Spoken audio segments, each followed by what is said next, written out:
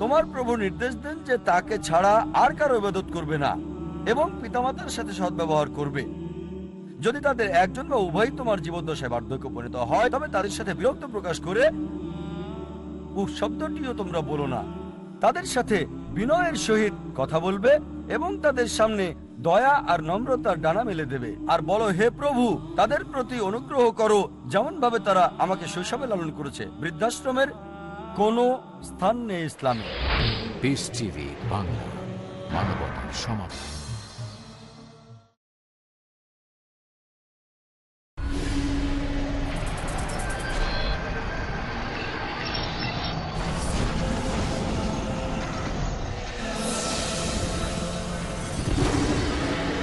Peace TV Network, the solution for humanity.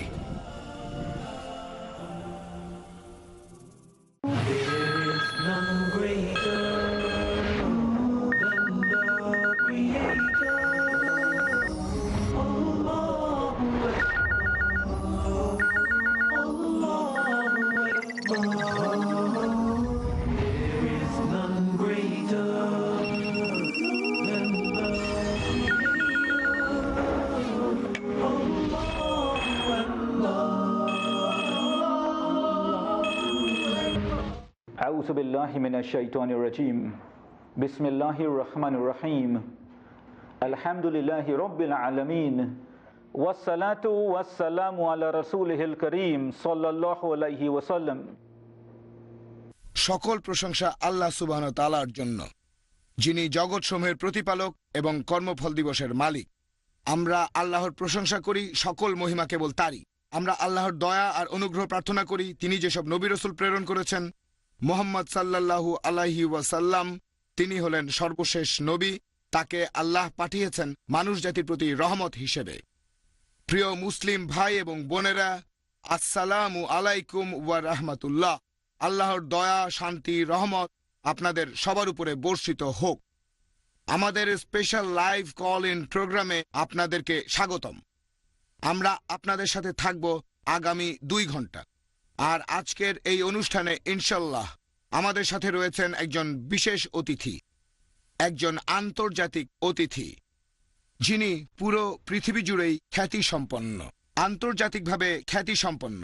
তিনি গত 2 দিন ধরে আমাদের এই দেশেই আছেন। আপনাদের অনেকেই তাকে বিভিন্ন টেলিভিশন চ্যানেলে দেখেছেন আর গত কয়েক সপ্তাহ ধরে টিভিতে আমাদের অ্যাডও দেখেছেন। আজকে আমাদের সাথে স্টুডিওতে উপস্থিত আছেন ডক্টর জাকির নায়েক। ডক্টর জাকির সম্পর্কে আপনারা অনেকেই হয়তো জানেন।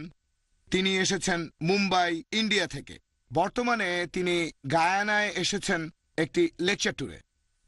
ডক্টর জাকির নায়েক এবারেই এই প্রথমবারের মতো দক্ষিণ আমেরিকা এবং ক্যারিবিয়ান দ্বীপপুঞ্জে এলেন। কিছুদিন আগেই তিনি আমেরিকার ডক্টর উইলিয়াম ক্যাম্বেলের সাথে একটা বিতর্ক করে এসেছেন। কোরআন, বাইবেল এবং বিজ্ঞান নিয়ে এই বিতর্কে তিনি দারুণভাবে সফল হয়েছেন। আমি দর্শকদের মনে করিয়ে দিচ্ছি, আমরা এই কথাটা আগেও বলেছি, মোরেস বুকাইলির লেখা সেই বিখ্যাত বইটা কোরআন, বাইবেল ও বিজ্ঞান, ডক্টর উইলিয়াম ক্যাম্বেল সেই বইটাকে ভুল প্রমাণ করতে চেয়েছিলেন। ডক্টর জাকির নায়েক অত্যন্ত সফলভাবে এ ব্যাপারে বিতর্ক করে এসেছেন আর এখন তিনি গায়ানায়। ডক্টর জাকির নায়েক তিনি ইন্ডিয়ার ইসলামিক রিসার্চ ফাউন্ডেশনের প্রেসিডেন্ট। এছাড়াও তিনি ইন্ডিয়ায় অবস্থিত ইসলামিক ডাইমেনশনের প্রেসিডেন্ট। ডক্টর জাকির একজন বিশেষজ্ঞ, তার বয়স এখন 35 বছর।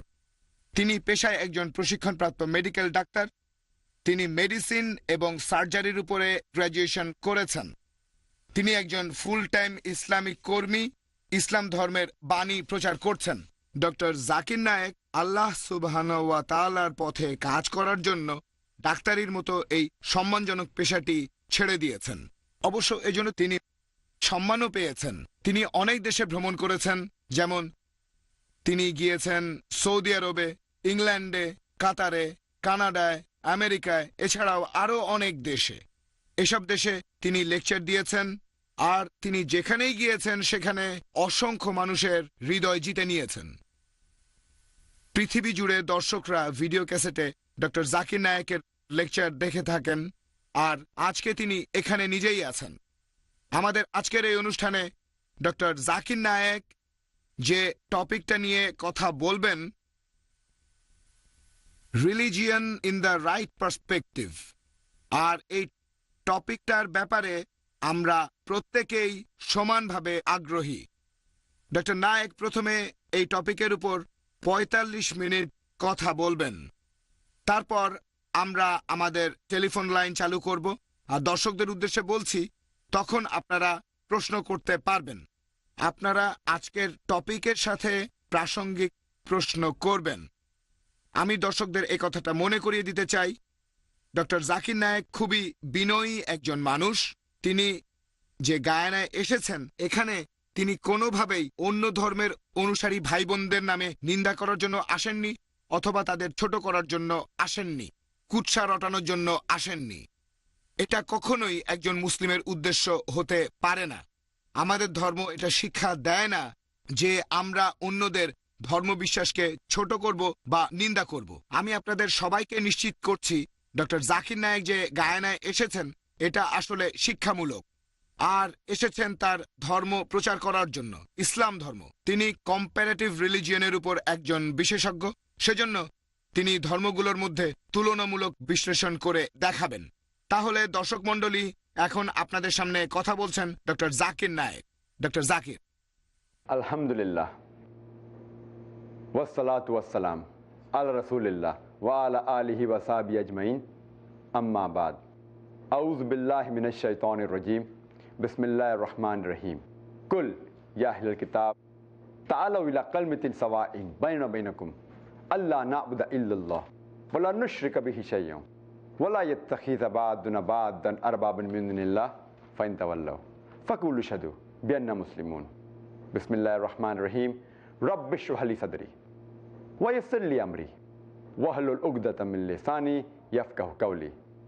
দর্শক মণ্ডলী, আপনাদের স্বাগত জানাচ্ছি ইসলামিক সম্ভাষণে। আসসালামু আলাইকুম ওয়া রাহমাতুল্লাহি ওয়া বারাকাতুহু। আল্লাহ সুবহানাহু ওয়া তাআলার দয়া, শান্তি এবং রহমত আপনাদের সবার উপরে বর্ষিত হোক। আজকে আমার এই টিভি লাইভ টকের বিষয় হচ্ছে religion in the right perspective.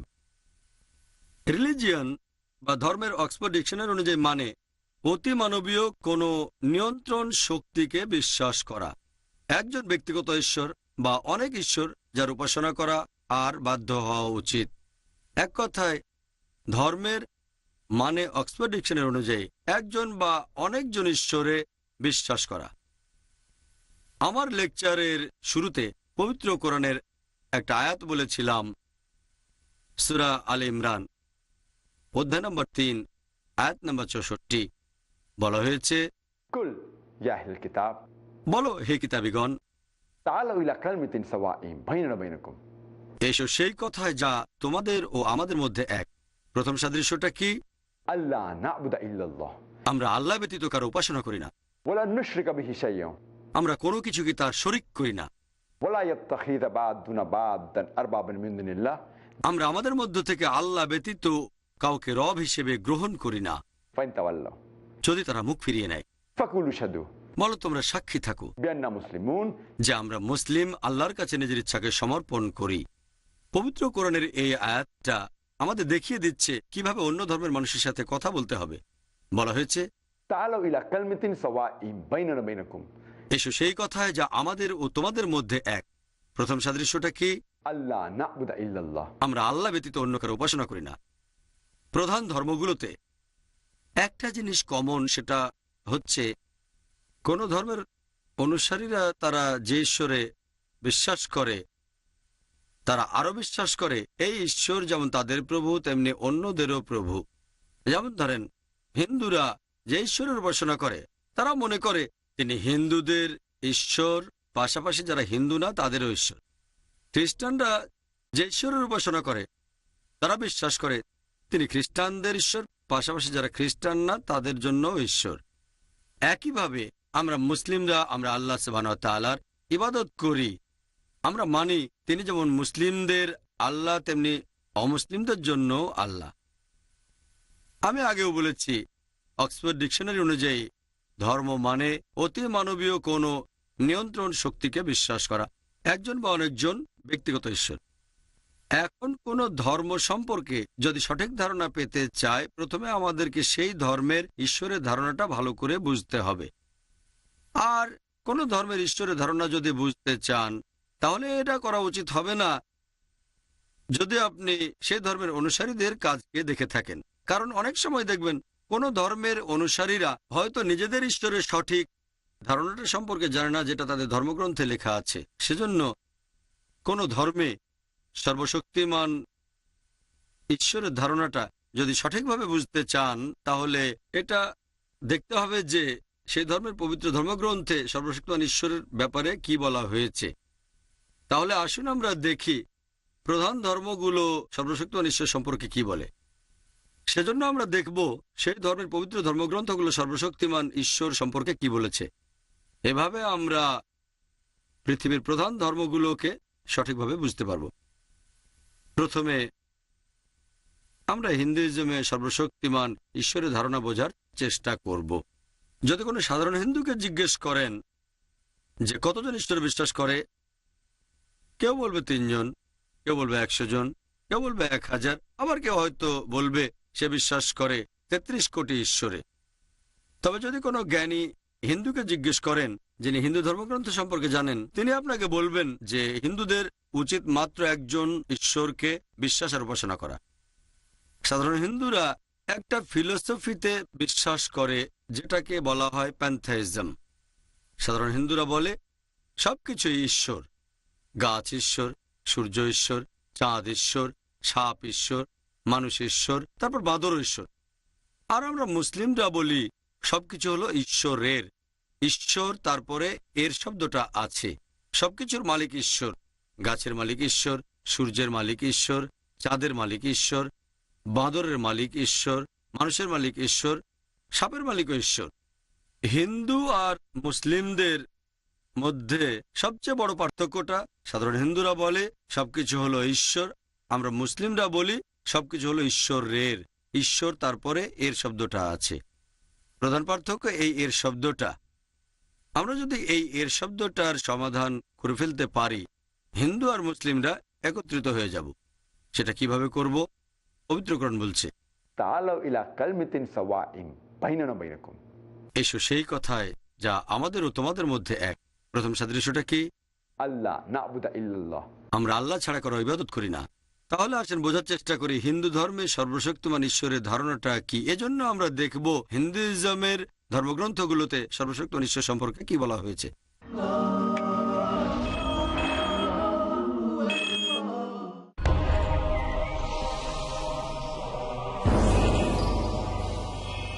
সেই তো একজন আদর্শ মুসলিম। ওয়ামান আহসানু দীনান মিম্মান আসলামা ওয়াজহাহু লিল্লাহি ওয়া হুয়া মুহসিন, যে তার সত্তাকে আল্লাহর জন্য একনিষ্ঠভাবে সৎকর্ম পরায়ণ হয়ে অনুগত করল।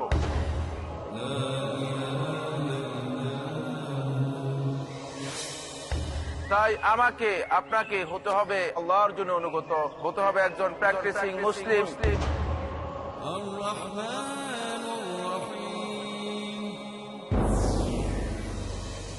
তাই একজন আদর্শ মুসলিম হতে হলে পিস টিভি বাংলায় দেখুন আমার আলোচনা একজন আদর্শ মুসলিমের করণীয় ও বর্জনীয়। কি কি রয়েছে সেই বৈশিষ্ট্য মালা যার কারণে বান্দা হতে পারে মহান আল্লাহর প্রিয়? জানুন এই অনুষ্ঠান যোগে আদর্শ মুসলিম, করণীয় ও বর্জনীয়। কাল রাত 9:30 বা পুনঃ সম্প্রচার সকাল 8টায় বাংলাদেশে পিস টিভি বাংলায়।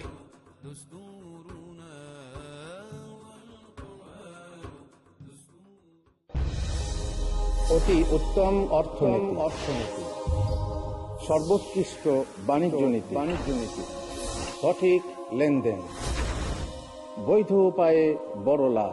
ইসলামী অর্থনীতি কত সুন্দরভাবে নূতন যুগেতে সফলতা অর্জন করেছে জানার জন্য দেখুন ইসলামী অর্থনীতি। পরবর্তী অনুষ্ঠান পিস টিভি বাংলায়।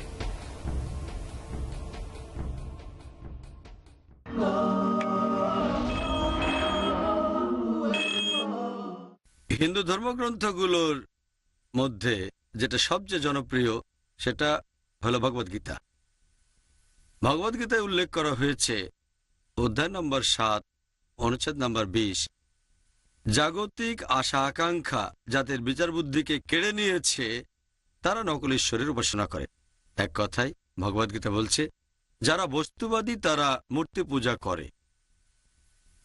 হিন্দুদের আরেকটা পবিত্র ধর্মগ্রন্থ উপনিষদ, ছান্দোগ্য উপনিষদে উল্লেখ করা হয়েছে অধ্যায় নম্বর 6 অনুচ্ছেদ নম্বর 2 পরিচ্ছেদ 1, एकम अद्वितीयम।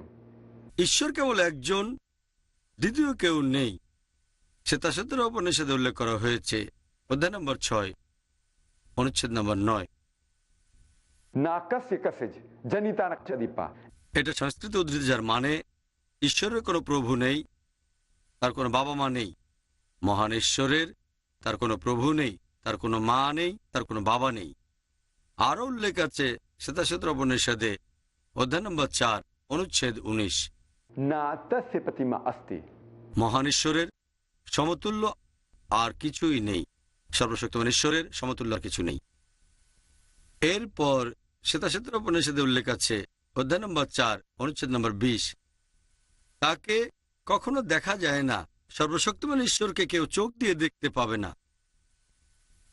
হিন্দুদের ধর্মগ্রন্থগুলোর মধ্যে সবচেয়ে পবিত্র গ্রন্থ সেটা হলো বেদ। আর বেদ আছে মোট 4টা, ঋগ্বেদ, যজুর্বেদ, সামবেদ আর অথর্ববেদ। যজুর্বেদে উল্লেখ করা হয়েছে অধ্যায় নম্বর 32 অনুচ্ছেদ নম্বর 3, ना तस्य प्रतिमा अस्ति। মহান ঈশ্বরের কোনো প্রতিমূর্তি নেই, সর্বশক্তিমান ঈশ্বরের কোনো প্রতিমা নেই। যজুর্বেদে উল্লেখ করা হয়েছে অধ্যায় নম্বর 40 অনুচ্ছেদ 8, ঈশ্বর হলেন নিরাকার ও পবিত্র। যজুর্বেদে উল্লেখ করা হয়েছে অধ্যায় নম্বর 40 অনুচ্ছেদ নম্বর 9, अंधात्म प्रविशन्ति या असंभूति उपास्ते। আন্ধাত্মা মানে অন্ধকার, প্রবিশান্তি মানে প্রবেশ করা, আসাম্ভূতি মানে প্রাকৃতিক জিনিস যেমন আগুন, পানি, বাতাস ইত্যাদি।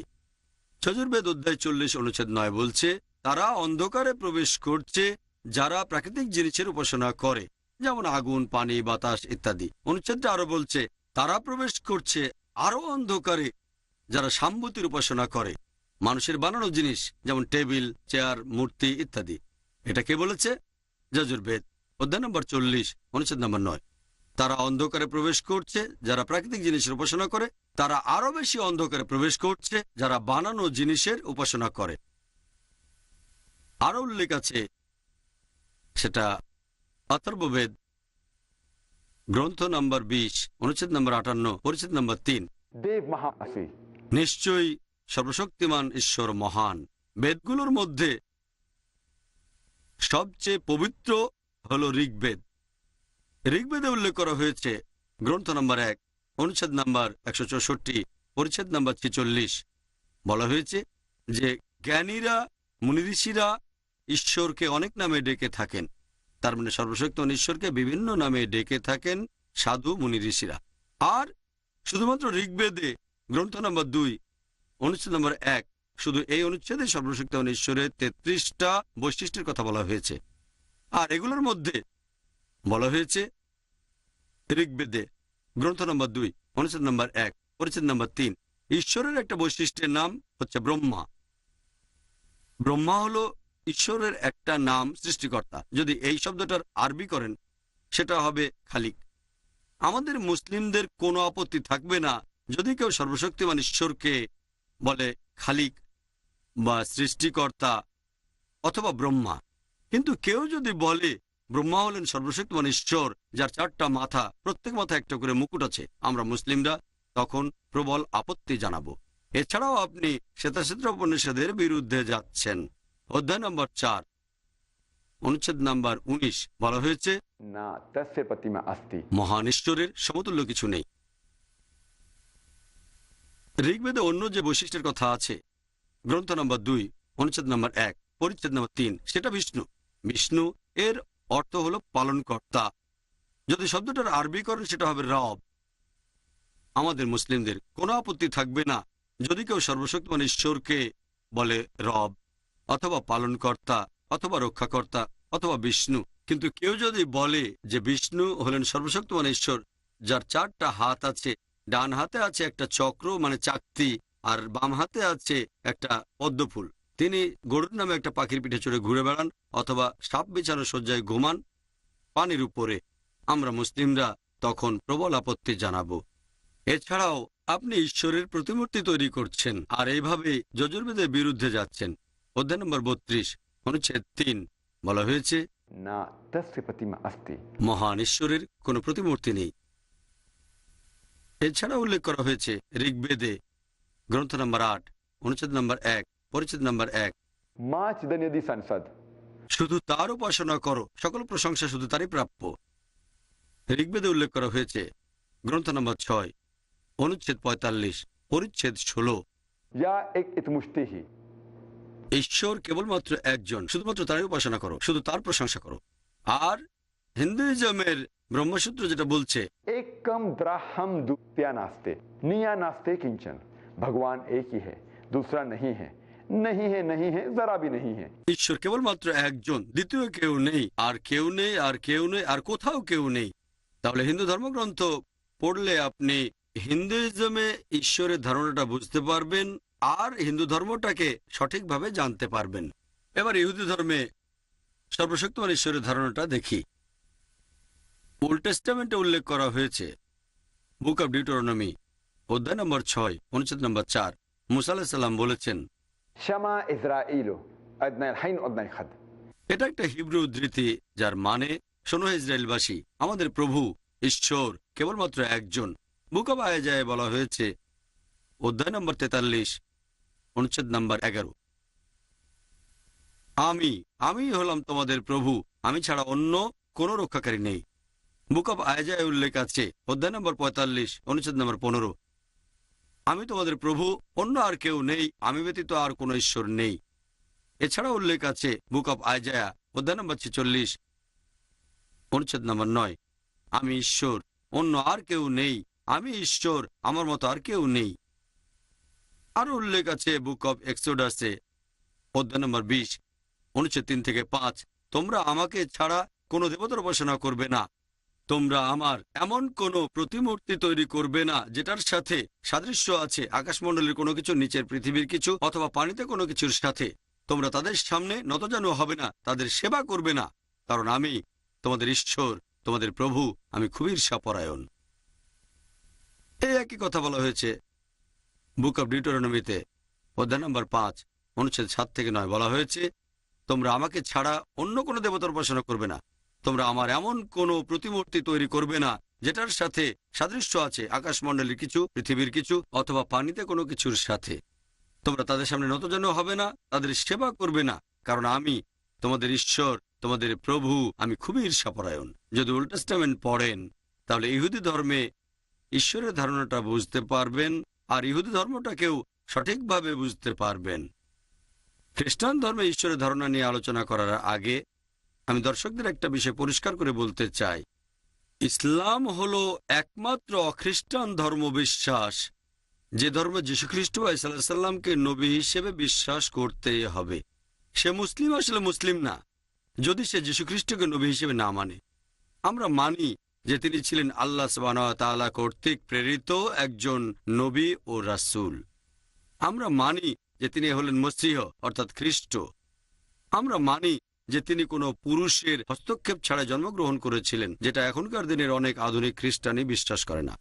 আমরা মানি যে তিনি আল্লাহর নির্দেশে মৃত মানুষকে জীবন দিয়েছেন। আমরা মানি যে তিনি আল্লাহ সুবহানাহু ওয়া তাআলার নির্দেশে জন্মান্ধর কুষ্ঠরোগীদের সুস্থ করেছিলেন। মুসলিম আর খ্রিস্টানরা এখানে আমরা এক। তবে প্রশ্ন করতে পারেন, আমাদের মধ্যে পার্থক্যটা কি? আমাদের মধ্যে পার্থক্যটা হচ্ছে যে অনেক খ্রিস্টান আছে যারা বলে যে যীশুখ্রিস্ট নিজেকে ঈশ্বর বলে দাবি করেছিলেন। তিনি নাকি বলেছেন, আমি সর্বশক্তিমান ঈশ্বর। সত্যি বলতে আপনারা যদি বাইবেল পড়েন, গোটা বাইবেলে পরিষ্কার করে বলা এরকম একটা অনুচ্ছেদ দেখাতে পারবেন না যেখানে যীশুখ্রিস্ট বা ঈসা আলাইহিস সালাম নিজের মুখে বলেছেন যে আমি ঈশ্বর, অথবা বলেছেন আমার উপাসনা করো। কথাটা আবার বলছি, পুরো বাইবেলের মধ্যে পরিষ্কার করে বলা এমন একটা অনুচ্ছেদ পাবেন না যেখানে যীশুখ্রিস্ট বা ঈসা আলাইহিস সালাম নিজের মুখে বলেছেন যে আমি ঈশ্বর অথবা আমার উপাসনা করো। সত্যি বলতে যদি বাইবেল পড়েন, যীশুখ্রিস্ট তার নিজের মুখে বলেছেন, এটা আছে গসপেল অফ জন অধ্যায় নম্বর 14 অনুচ্ছেদ 28। যীশুখ্রিস্ট নিজের মুখে বলেছেন, আমার পিতা আমার চেয়ে মহান। গসপেল অফ জন অধ্যায় নম্বর 10 অনুচ্ছেদ 29, আমার পিতা সবার চেয়ে মহান। গসপেল অফ ম্যাথিউ অধ্যায় নম্বর 12 অনুচ্ছেদ 28, আমি ঈশ্বরের আত্মার সাহায্যে শয়তানকে তাড়িয়ে দিই। গসপেল অফ লুক অধ্যায় 11 অনুচ্ছেদ 20, আমি ঈশ্বরের আঙুলের সাহায্যে শয়তানকে তাড়িয়ে দিই। গসপেল অফ জন অধ্যায় 5 অনুচ্ছেদ 30, আমি নিজের থেকে কিছুই করতে পারি না, আমি যেমন শুনি তেমন বিচার করি, আর আমার বিচার ন্যায্য, কারণ আমি আমার ইচ্ছা পূরণ করি না, আমার পিতার ইচ্ছা পূরণ করি। যদি কেউ বলে আমার ইচ্ছা পূরণ করি না, ঈশ্বরের ইচ্ছা পূরণ করি, সে একজন মুসলিম। যীশুখ্রিস্টও ছিলেন একজন মুসলিম, তিনি নিজেকে ঈশ্বর বলেননি। সত্যি বলতে তিনি বলেছেন, এটা আছে গসপেল অফ ম্যাথিউ অধ্যায় নম্বর 5 অনুচ্ছেদ 17 থেকে 20, যীশুখ্রিস্ট তার নিজের মুখে বলেছেন যে, ভেবো না আমি আগের নবীদের আইন ধ্বংস করতে এসেছি, ধ্বংস করতে আসিনি, বরং আমি এসেছি পূরণ করতে। এখন আমি তোমাদেরকে বলছি, আকাশমণ্ডল ও পৃথিবী যতদিন থাকবে, সেগুলো পূরণ না করা পর্যন্ত একটা ছোট শস্যদানা আইনের ফাঁকগুলো বেরোতে পারবে না। আর যদি কেউ এই আইনগুলোর মাত্র একটাও ভঙ্গ করে আর অন্যদের সেটা শেখায়, সে স্বর্গের রাজ্যে প্রবেশ করতে পারবে না। আর যদি কেউ আইনগুলো পালন করে অন্যদের সেটা শেখায়, তাকে স্বর্গের রাজ্যের মহান বলা হবে। তোমার ন্যায়নিষ্ঠতা যদি লেখক আর ধার্মিকদের চেয়ে বেশি না হয়, তাহলে তুমি স্বর্গের রাজ্যে প্রবেশ করতে পারবে না। যীশুখ্রিস্ট তার নিজের মুখে বলেছেন, যদি তুমি বেহেশতে যেতে চাও, চিরস্থায়ী জীবন চাও, তিনি বলেছেন, তাহলে তোমাকে আইন আর নির্দেশগুলো মেনে চলতে হবে। তার মানে আগের আইনগুলো মেনে চলতে হবে, ইহুদি ধর্মের আইনগুলো মানতে হবে। তার মানে ওল্ড টেস্টামেন্ট, যে ঈশ্বর একজন, তার কোনো প্রতিমূর্তি নেই, ইত্যাদি।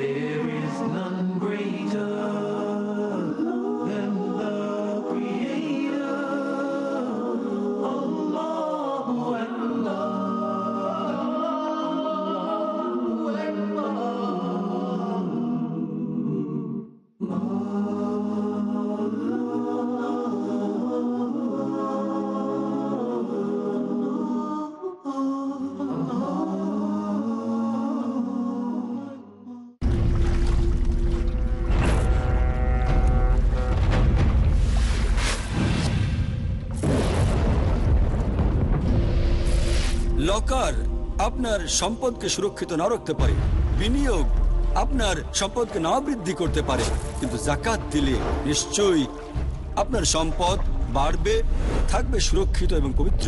পিস টিভির সাথে থাকুন। আপনার যাকাত দানের অর্থ পাঠাতে পারেন IRFI, আলট্রায়ন bank, quadrant code 48 Calthorpe road, Birmingham, UK।